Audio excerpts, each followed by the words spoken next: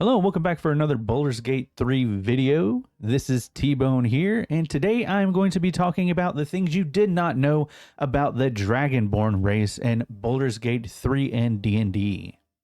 Now, this is going to coincide with 5th edition, and it is also going to coincide with previous editions of D&D.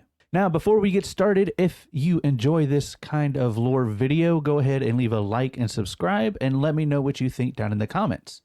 Let's get into it. So one of the first things I want to talk about, and you might notice with Baldur's Gate 3, Larian actually does a very good job of doing this, and they are pretty lore accurate with the Dragonborns in the city and ones that you find throughout the game, is Dragonborns do not have tails. Now, I know in the character creation screen, you can add a tail and you can modify it and you can modify your character and your Dragonborn.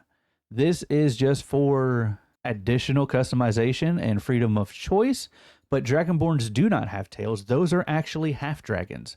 Half-dragons share both parts of their parents, just like any other half-race in the Forgotten Realms or in D&D in general.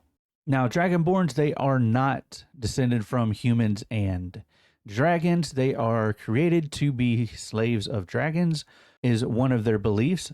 One of their other beliefs is they were made separate from dragons, and they were just enslaved by them. Another part that I want to talk about is religion when it comes to Dragonborns. Dragonborns are not typically religious.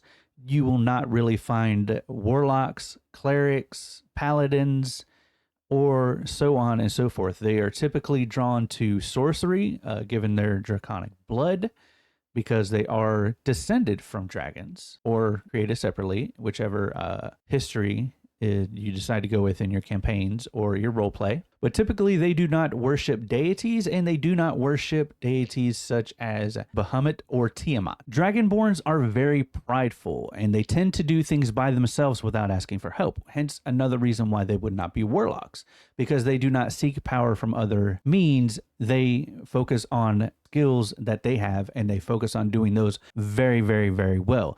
Typically, you'll see a Dragonborn work with mining, smithing. They love jewelry. They love to adorn themselves and look really, really nice, but they usually don't wear a lot of fancy jewelry and aesthetics. Usually, when they craft their armor, they make it very astonishing and very, very impressive. Another thing is typically you won't see really any evil Dragonborns. This isn't to say there isn't any evil ones out there, but they are very honor bound and they look to work for the collective. They pride themselves on society, moving the collective forward rather than their own gains. Another part I want to talk about is if you see a half dragon, then the colors of the half dragon is really, really going to matter.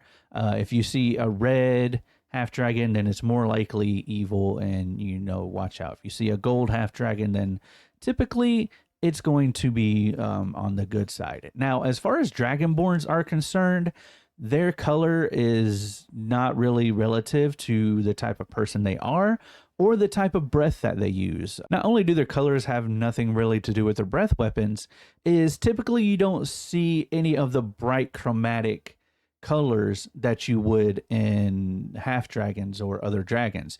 You would typically see the basic colors, like usually scarlet, gold, rust, bronze, brown, some of the more regular colors of dragons. Usually the chromatic colors are half dragons. So basically they get their breath weapon from their blood, not the color of their scales. So another thing about Dragonborn is when they are hatched from their egg, they start eating meat as soon as they grow teeth.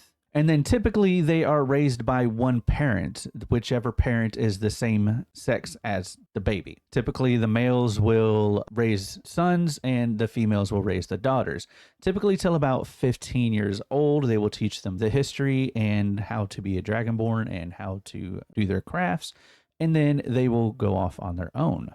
Now, another thing I want to talk about is, I know I said earlier that you wouldn't see Dragonborn as a paladin, but you actually would. This is actually one of the most common things. This is previous versions of D&D where the paladins were religious, but the most recent versions of D&D, the paladins are more of their oath.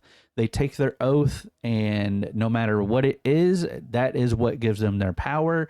It's not as much divine as it is a promise. And this fits Dragonborn and Dragonborn society extremely well, since they are very honor bound and they are very respectful. They will respect their enemies no matter whether they're the greatest villain ever or their own blood. You would see them as somebody who would never break a promise. If they promise something, then they will do it and go forth and then be the best at it that they can be. This is also typically why you would not see them be an oath breaker. If they are oath breakers, they are usually banished. So that is something that they are really shunned upon, just like if they are followers of dragons or other religious figures. This is because value is very important to them. They look to be valued, and they look to others to see them as valuable because they want to move the clan forward or be successful. They want to, if they're in an adventuring party, they want to provide the most value possible that they can have, and they want others to see that. Another thing is typically you will not see many wizards in Dragonborn society. Most of them are sorcerers, hence their dragon blood. Also, the world that they came from, there was no weave. There were no gods because the gods were separated in the elemental dimension that they come from. Their magic is pulled from inside them. So typically they will not be manipulating the weave as wizards do, and they just pull their magic from inside, and they take a lot of pride in that because magic is very, very important to them. Typically they won't use magic wastefully either because their magic is for the strong and the powerful, and they will simply use it when it is necessary. This will be it for the things you didn't know about Dragonborns and Dragonborn society.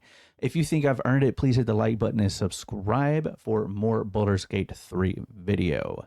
Now, I do want to preface that I did a lot of research on this video, and there might be some things that I missed, and there are some great lore videos out there that go in real depth. If you would like me to go into extreme depth lore videos, let me know down in the comments below. If you prefer this style to where I give a whole bunch of quick tips and I can do maybe different parts of these, let me know down in the comments below. Thank you so much for choosing to watch this video. I greatly appreciate it. And until next time, Tibone out.